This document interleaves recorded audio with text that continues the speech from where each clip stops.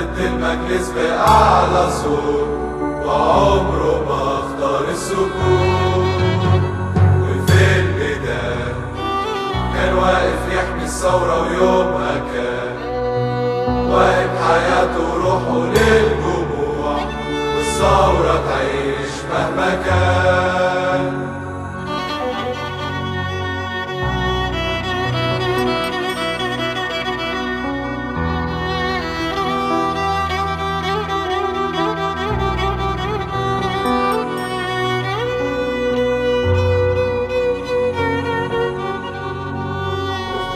سعيد كان واقف بينا طول اليوم سعيد، راح يومها وخد معاه أغلى الشباب، رجعنا نشوفكم من جديد.